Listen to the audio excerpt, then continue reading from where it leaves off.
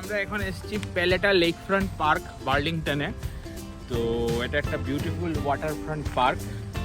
আর এইদিকে সানসেট দেখা যাবে না, যেহেতু এটা ইস্ট সাইড, এটা সানরাইজ দেখা যাবে।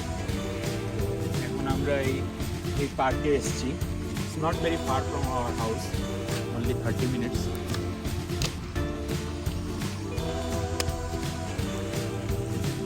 হাঁসগুলো কিরকম লাইন বেঁধে যাচ্ছে।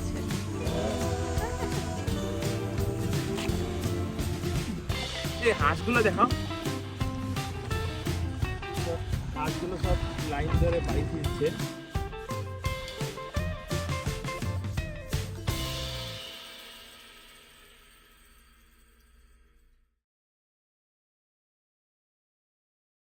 এখন আপনারা আমার পেছনে যে লেকটি দেখতে পাচ্ছেন সেই লেকটির নাম হচ্ছে লেক অন্টারিও। এটি নর্থ আমেরিকার খুবই গুরুত্বপূর্ণ একটি লেক। এটি কানাডা এবং ইউনাইটেড স্টেটসের মাঝখানে অবস্থিত। অর্থাৎ এই লেকটির ওয়ান সাইডে হচ্ছে কানাডা এবং অন্য সাইডে হচ্ছে ইউনাইটেড স্টেটস অফ আমেরিকা। বলা হয় যে এই লেকটির টোটাল লেংথ হচ্ছে 311 কিলোমিটার এবং উইডথ হচ্ছে 85 কিলোমিটার।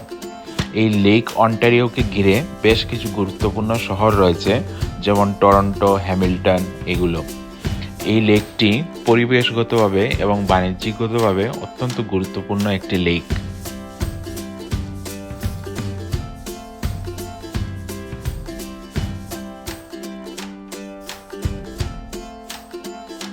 আমরা 2018 সালে কানাডাতে ইমিগ্রেট করি এবং তখন থেকে কানাডার যে জিনিসটা আমাদের সবচেয়ে ভালো লেগেছে সেটা হচ্ছে ন্যাচারাল বিউটি।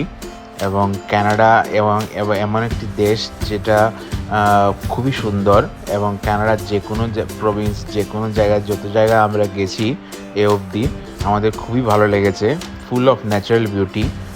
এবং এই আপনারা যদি কানাডা ভিজিট করেন বা কানাডা ভিজিটের কোনো প্ল্যান থাকে, then once you visit this country, then you will realize ki is a very beautiful country in every aspect. চারিদিকে প্রচুর গ্রিনারি, অনেকগুলো লেকস এবং ন্যাচারাল বিউটি খুবই ভালো।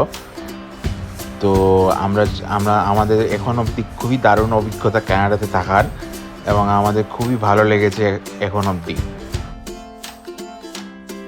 এবং এখানে খুব সুন্দর সুন্দর পার্ক, ওয়াটারফল, লেকস এগুলো আছে এবং এগুলো দেখার অভিজ্ঞতা খুবই দারুণ। আমরা গত লাস্ট 7 ইয়ার্স আমরা কানাডাতে অনেক জায়গায় ঘুরেছি এবং সব কটা জায়গায় আমাদের খুবই দারুণ লেগেছে। এখন আমরা আমাদের ইউটিউব চ্যানেলের মাধ্যমে এবং ফেসবুক পেজের মাধ্যমে আমরা অনেকগুলো এই এক্সপিরিয়েন্সগুলো আপনাদের সামনে তুলে ধরছি। আমরা আশা করছি আপনাদেরও এগুলো দেখতে খুবই ভালো লাগছে, এবং ভবিষ্যতে আমরা এরকম আরও অনেক ভিডিও নিয়ে আসবো আপনাদের জন্য। শুধু একটা রিকোয়েস্ট থাকবে, আপনারা আমাদের চ্যানেলটাকে লাইক, ফলো এবং কমেন্ট করবেন, শেয়ার করবেন। এবং এই হচ্ছে আমাদের ছেলে কিয়াঞ্চ, ওকে আমরা নিয়ে যাই আর ও খুবই এনজয় করে এইসব পার্ক, ওয়াটারফল, লেক, খুবই ভালো লাগে ওর। এবং আপনাদের বাড়িতে যদি ছোটো ছোটো বাচ্চা থাকে তাহলে নিশ্চয়ই নিয়ে যাবেন। এটা ওদের মনের খুব পরিবর্তন আনে এবং ওরা দারুণ উপভোগ করে বিষয়টাকে।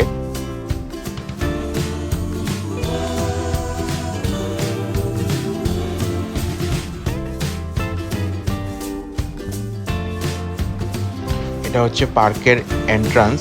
তো এই এন্ট্রান্সের মুখে এই বিল্ডিংটা আছে। এই ঘরটা হচ্ছে পার্ক অথরিটিদের জন্য, এবং এর পাশ দিয়ে যে রাস্তাটা গেছে সেটা ডাইরেক্টলি আমাদের পার্কের ভেতর দিয়ে যায়, পার্কের ভেতরের সঙ্গে কানেক্ট করে।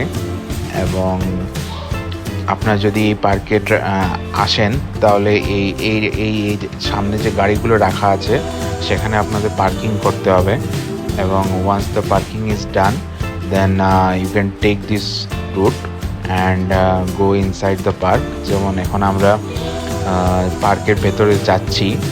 তো পার্কের ভেতরে যাওয়ার সময় দুধারে as you can see there are lot of trees, এবং ফল সিজনে এই পার্কটা ভিজিট করা খুবই দরকার, কেন কি ফল সিজনে এই গাছগুলো সব হলুদ হয়ে যাবে এবং সেটা একটা খুবই দারুণ হবে দেখার জন্য। তো এখন এন্ড অফ সামারেও দারুণ লাগছে এবং আমরা খুবই এনজয় করছিলাম বিকেলবেলা এই পার্কের মধ্যে ঘুরতে। এবং এই পার্কের মধ্যে সবচেয়ে আকর্ষণীয় যে বিষয়টা এটা হচ্ছে এটা বার্লিংটনে, আর এখানে অনেক সিনিয়র সিটিজেন্স বা নর্মাল স্টুডেন্টস এখানে প্রচুর আমরা দেখতে পেয়েছিলাম, এবং যারা এই পার্কে বিকেলবেলা ঘুরতে এসেছিলেন। তো আমাদেরও খুবই ভালো লাগছিল এবং আমাদের এক্সপিরিয়েন্সটা খুবই ভালো। তো অ্যাজ আই টোল্ড ইউ, এইরকম পার্ক ক্যানাডাতে প্রচুর আছে, এবং কিছু কিছু পার্ক আছে যেগুলো প্রভিন্সিয়াল পার্ক, যেটা প্রভিন্স থেকে যেগুলোকে মেনটেন করা হয়, আর কিছু কিছু পার্ক আছে ন্যাশনাল পার্ক যেগুলো ফেডারেলি সেন্ট্রাল থেকে রেগুলেট করা হয়। আর এগুলো হচ্ছে মিউনিসিপ্যাল পার্ক, যেগুলো মিউনিসিপ্যালিটি আন্ডারে থাকে। যদি আপনি নতুন কানাডিয়ান সিটিজেন বা পিআর হন, পার্মানেন্ট রেসিডেন্ট, তাহলে আপনি যে কোনো প্রভিন্সিয়াল পার্ক কিংবা ন্যাশনাল পার্ক ফ্রিতে ট্রাভেল করতে পারবেন, ফ্রিতে ঘুরতে পারবেন এবং পার্কের যাবতীয় সব কিছু অ্যাভেল করতে পারবেন উইদাউট এনি ফিজ ফর 1 ইয়ার। তো সেই জন্য আপনাকে একটা অ্যাপ ডাউনলোড করতে হবে, এবং সেই অ্যাপে রেজিস্টার করে নিলে you will be able to enjoy all the facilities of that federally regulated park or provincially regulated park for only 1 year, and after 1 year you will have to then pay the normal fees. কিন্তু এটা যেহেতু এটা municipal park, তাহলে এখানে কোনো entry ফিজ বা কিছু নেই। মিউনিসিপ্যাল পার্কগুলি নর্মালি সিটি রেসিডেন্টসদের জন্য ফ্রি হয়, বাট আপনি যদি প্রভিন্সিয়াল বা ফেডারেল ন্যাশনাল পার্ক যান তাহলে আপনাকে ফিজ দিতে হবে, unless otherwise you are a newly became permanent resident or Canadian citizen. তো এই হচ্ছে আমার ছেলে কিয়াংশ। তো খুবই এনজয় করছিল পার্ক ঘুরে ঘুরে, এবং এই ওর যখনই আমি ওকে নিয়ে বাইরে আসি কোনো পার্কে বা কিছু লেকের পাশে আসি, খুবই এনজয় করে, এবং আমি বুঝতে পারি ওর মনটা খুবই খুশি হয়। তো আমি সবসময় ট্রাই করি ওকে নিয়ে আসার, এবং এই পার্কে এরকম বেঞ্চ বা এরকম কিছু দেখলে খুবই অ্যাট্রাক্ট হয়।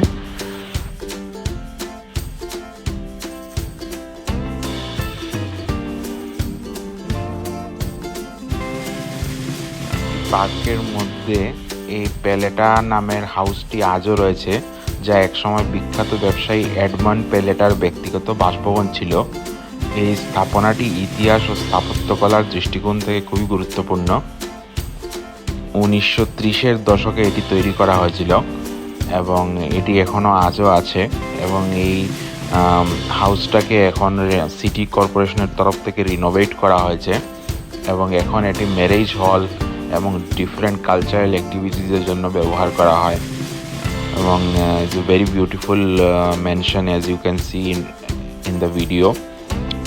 এখন আমরা প্যালেটা হাউসটি ঘুরে ঘুরে দেখছিলাম, আমাদের খুবই ভালো লাগছিল। As you can see in the video, Paletta হাউসের সামনে একটি খুব সুন্দর বাগান আছে, এবং এই বাগানে বিভিন্ন ধরনের ফুল, সেগুলো আমাদের দেখতে খুবই ভালো লাগছিল। বলা হয় যে এই বাড়িটি 1730 দশকের আশেপাশে নির্মাণ করা হয়েছিল, এবং এই বাড়িটি একটি কৃষি পরিবারের বাসস্থান ছিল, যারা এই অঞ্চলে কৃষি ও পশুপালন করতেন। বাড়িটির চারপাশে ছিল ফার্মিং ল্যান্ড, এবং অনেক ধরনের ফসল উৎপন্ন করা হতো। কিন্তু বর্তমানে এই প্যালেটা হাউসটি এটি ঐতিহাসিক সাইট হিসেবে সংরক্ষিত করা হয়েছে, এবং এটি পর্যটকদের জন্য উন্মুক্ত।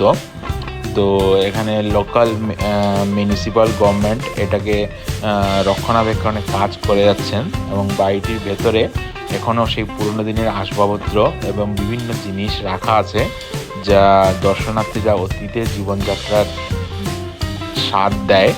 এবং প্যালেটা হাউসের এটি ইতিহাসের একটি গুরুত্বপূর্ণ অংশ এবং শিক্ষামূলক স্থাপনা হিসাবে বিশেষ ভূমিকা পালন করছে।